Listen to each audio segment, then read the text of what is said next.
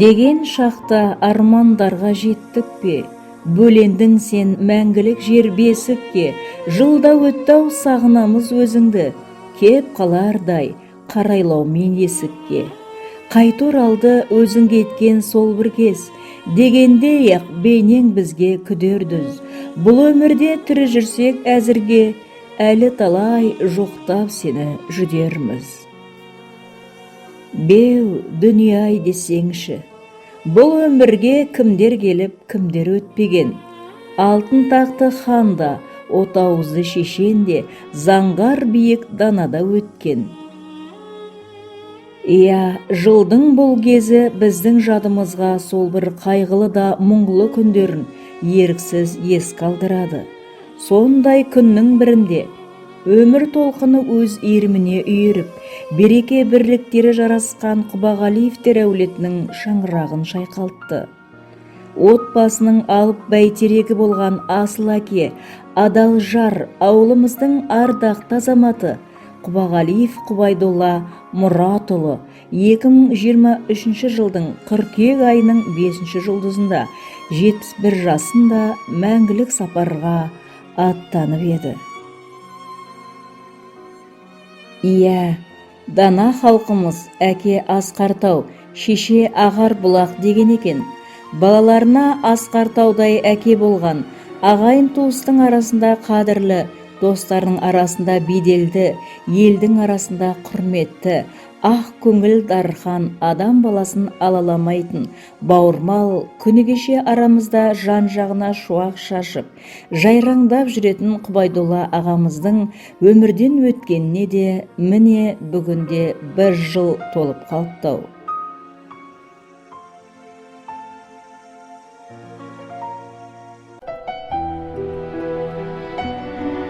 Құбайдолла Мұратұлы, ол руы жатпас қияқы бөлімінен тараған Мұрат Ақсақал мен Арухан шешейдің жанұясында 1952 жылы 16 шілдеде Астрахань облысы Харабали ауданы Баста селосында дүниеге келген екен. Бауырлары Кермақас, Сұлушаш, Мақпал атты апаларымен Ізбасар, Зейнолла, Насимолладай ағалары бар марқұм әкеміз сол Мұрат атамыздан тараған ұрпақтың кенже перзенті еді. Ата-анасы ол 18 жасқа толғанда дүниеден өтті. Қызықтарын көре алмады. Оған ағалары, апалары көптеген қамқорлықтар жасады. Әкеміз 1959 жылы Тамбовка селосындағы мектептің 1 сыныбына қабылданып, білім баспалдағын аттайды. 10 жылдық біліммен аяқтаған бала Құбайдолла 1969 жылы Орал қаласы Батыс Қазақстан ауыл шаруашылығы институтына оқуға түсіп, 1975 жылы зоотехник мамандығын алып бітіріп шығады. 1982 жылы Мәскеу қаласында ауыл шаруашылық генетикалық институтын үздік бітіріп, мал шаруашылығының генетикалық инженер атағын иеленді. Әскери міндетін институт жанынан аяқтап, аға лейтенант артынан капитандық лауазым берілді. 1975-1980 жылдары аралығында Харабали ауданына қарасты Ленинский путь колхозында және ауданның плема объединениесінде зоотехник мамандығы бойынша еңбек етті. Жас маман келген бойда еңбекке араласты. Қайда жұмсаса да өз жұмысын абыроймен атқара білген жан болатын.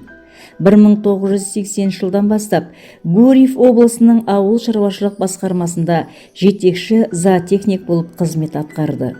1983 жылдан бастап әрі қарай облыстық ауыл шаруашылығында қызметін жалғастырды. Ол білімді, шыншыл адами қасиеті жоғары, сыйлы жігіт болатын. Ауыл шаруашылығын дамыту үшін облыстағы барлық аудандарға, совхоздарға шығып, әсіресе қыстың күні көп іс сапарда жүретін кездері болған. 1986-1991 жылдар аралығында мекеме атаулары өзгерсе де мамандығы бойынша еңбектен қол үзген жоқ. 1991 жылдан бастап 1997 жылға дейін Атырау мұнай өңдеу зауытының Ирбиснефть филиалында машинист болып қызмет атқарды. 1998 жылдан 2002 жылдар аралығында облыстық балалар спорт мектебінде директордың орынбасары болып тағайындалды. 2002 жылдан бастап ТО Валют Транзит банкісінде жедел күзет мекемесінде күзетші болып абыройлы еңбек етіп, осы жерден зейнеткерлікке шығады. Еңбек еткен жылдардағы еңбегі жоғары бағаланып, бірінші дәрежелі еңбек даңқы медалімен марапатталды. 1983 жылы 24 қыркүйекте бақытлы анамызбен қосылып үйлену тойларын жасайды. Қайда жүрсе де, ата-анамыз екеуі адал еңбектермен халқының құрметіне бөленіп, өз орталарының көркі, замандастарының төрінің сәні еді. Құбайдолла Мұратұлы білімді, көп оқитын, мінезі тіке, шыншыл, адамгершілігі зор, айналасындағы қызметкерлерге сыйлы, үлкен әріпті Қазақстанның азаматы болды. Дәм тұздары жарасқан анамыз екеуі бір шаңырақтың астында Раушан, Эльмира, Амангелді атты өнегелі ұл қыздарды өмірге әкеледі. Оның бақытлы екеуі өсіріп тәрбиелеген балалары бүгінде қоғамда өз орындары бар азамат пен азаматшалар. Ал әкеміз отбасының қамқоршысы, қолдаушысы, қолынан іс келетін, бүкіл елге сыйлы азамат екендігін танытып жүрді. Ұжымдағы жұмыстастары арасында үлкен беделді, сыйлы азамат болған, өз ісіне шексіз берілген қажымас қайрат иесі, жан-жарына жылуын тартқан адал жан, балаларына сүйікті әке де бола білген еді. Ол кітапты көп оқитын, өте сауатты, білімді, сурет жақсы салатын, өлеңдер шығаратын, орысша және қазақша тілдерінде қатесіз өмір жайлы әңгіме, тақпақтар жазатын. Ол көптеген адамдарды емдеп, сынықтарын орнына салып, талай адамдар жазылып, оған алғысын айтқан. Ол қасиет Мұрат әкесінен дарған, Алланың берген сыйы болатын. Құбайдолла ағамыз өте адал, ағайынға бауырмал, дос-жаранға беделді, ел сыйлайтын жан болған. Сол бейнесімен бүгінде ол ел есінде. Бақытлы апамыз екеуі алдыңғы қатарлы білікті мамандық иесі болатын, ұл қыздарды тәрбиелеген жандар. Иә, ата-ана балаларының күндей нұрлы шуағы, биік қорғаны, мейірімді панасы. Сыйлы едің ағайын дос бауырға, еңбегің орасан зор осы ауылға, алғаның алғыс қана көпшіліктен, ажалға жарамадың тосқауылға. Еске бүгін алайық жас шағыңды, артқыға қалдырған ақ ізіңізді, анамызбен отасып әке болып, елге сыйлы азамат болғаныңды.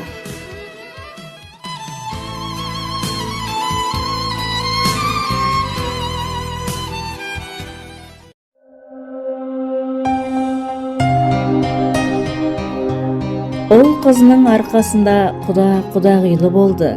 Әкеміз құда-құдағиларымен өте жақсы қарым-қатынаста болып, оларға үнемі төрден орын ұсынып, жақсы араласып, сый-құрмет көрсетіп жүрген абзал жан еді. Бұл күнде әке-шешемізден тараған ұрпақ жеке отау болып, 3 немере, 5 жиенің дүниеге келіп, шаңырағының отынан түтетуде. Жазбады тағдыр дерттен айығуды, жан едің жаны жайсаң қайырымды, сырқаттанып қайта лаулап жан алмадың. Әттең ай, бәрімізде аңсадық қой, сол дертті кері қарай қайтаруды.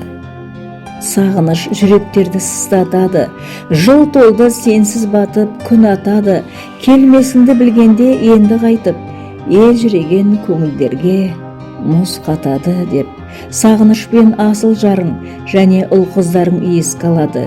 Міне бүгінде ағайын туыстар, ауылдастар, достар, барша жамағат болып, сені елжірей еске алып, сен бардағы қайран күндерді, сайран күндерді әңгімелеп отырмыз.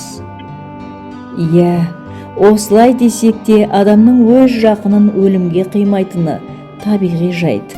Соның ішінде кісілік келбеті, бекзат болмысы мен жүрек түкпірінде қалған аяулы азамат Құбағалиев Құбайдолла ағамыздың орны бөлек болатын. Биыл өлкемізге тағы да бір жаз келді. Бірақ бұл кез бізге әкемізсіз келді. Міне осылайша ортамызда жарқын мінезімен жарқылдап жүретін марқұм жанның ғұмыры Ноғай қауымында мәңгіге тыныстады. Өмірден өткеніңе бір жыл толған күні сізді сағынышпен еске ала отырып, асқақ тұлғаңның мәңгі өшпес рухыңның алдында басымызды иеміз. Бұл фәни дүниеге ардақты, аяулы жан болып келіп, жалын жігермен жарқылдап, терең ақыл оймен лапылдап өткізген марқұмның өмірі көпке үлгі. Ұрпақтары мен туыстарының, ұжымдастарының жадында сол жалындаған қалпында қанша жыл өтсе де мәңгі алау боп қала бермек. Жатқан жерің жәннат, алдың пейіш, ардың кеніш болсын. Аяулы әке, қош бол, сүйікті жар.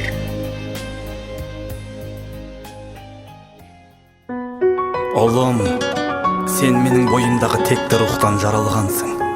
Құлыным, өмірде ырысын тоналтпаған, намысын жоғалтпаған жандар ғана жеңіске жетеді. Арлы, адал азамат бол, мұрагерім. Алладан кейінгі шеберім, жан әке жан жүрегім. Самғасам күш қуат демеуім, сүрінсем тірегім. Қалдырмас аязға ызғарға, алыбым асқар тауым. Жан әке қасымда сіз барда, арайлы әр таңым. Әр қашанда бейік көретін мен басқадан. Менің әкем, ең жақсы адам. Менің әкем, ең жақсы адам. Әр қашанда бейік көретін мен басқадан. Менің әкем, ең жақсы адам. Менің әкем, ең жақсы адам. Әке, сіздің қайсарлығыңыз маған дарыған. Мен сол үшін өмірінен күресуді, жеңілмеуді өзіңізден үйрендім.